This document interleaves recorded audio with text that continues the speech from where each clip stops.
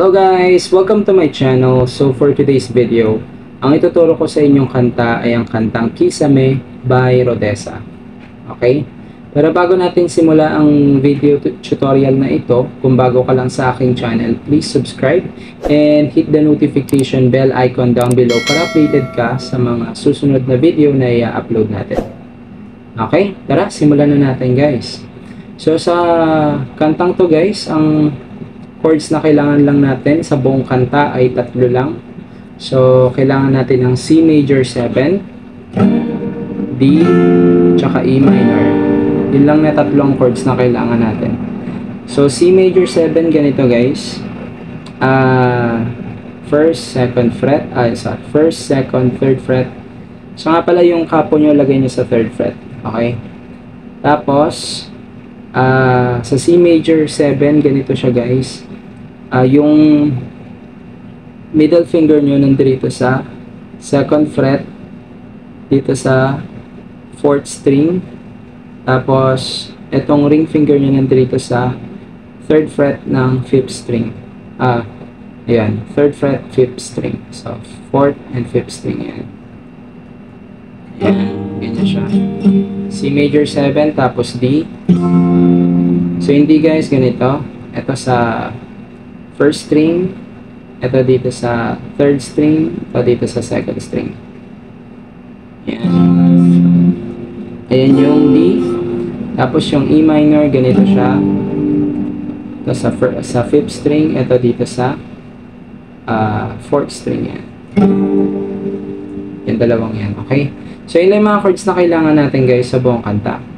Sa pagkakasunod-sunod niya ganito.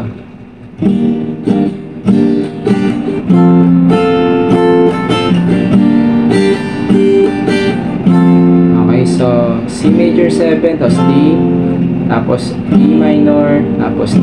So, yun yung pagkakasunod-sunod niya. Tapos, ang strumming pattern natin dito guys ay ganito. Down, up, down, down, up, down, lipat, down, up, down, down, up, down. Tapos, lipat ulit. Down, up, down, down, up, down. Lipat, down, up, down, down, up, down. Okay, ganun yung ating strumming pattern. Okay? So, tara, simulan na natin guys. Sample.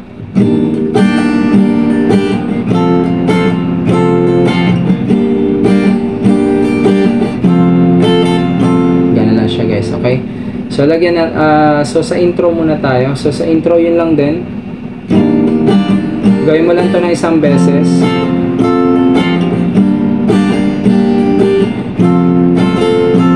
Okay, tapos so punta na kagad tayo sa verse. Okay, so sa verse, same chord, same strumming pattern. Lagyan natin siya kagad ng lyrics. Gustong tumingin sa iyong mga mata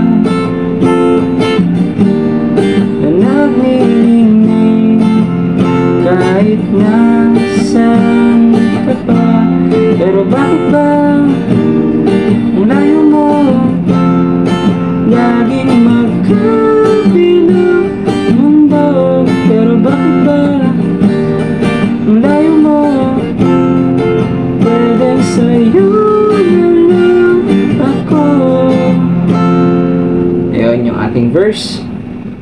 After nyan, papasok na yung chorus, same chord, same strumming pattern.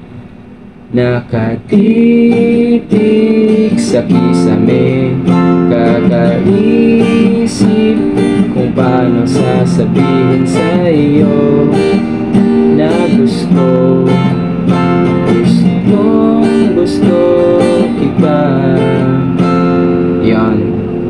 So after ng chorus guys, papasok na yung verse ulit, chorus ulit. Okay, tas after ng verse and after ng second verse and second chorus, bridge na tayo. Same chord, same strumming pattern pa rin naman. Lagyan natin kagad siya ng lyrics. Okay lang kahit hindi mo ko pansinin, kaya ko naman damhin lahat ng sakit, basta't ikaw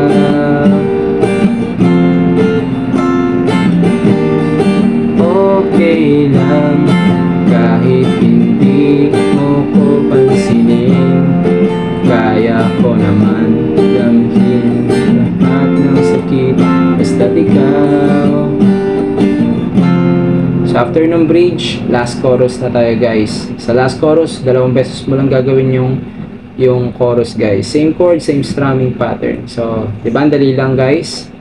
So, kung nagustuhan nyo tong video na to guys, please like. Okay, please like and share. And thanks for watching nga pala this video. Kita-kits tayo sa susunod na video na i-upload ko. Bye!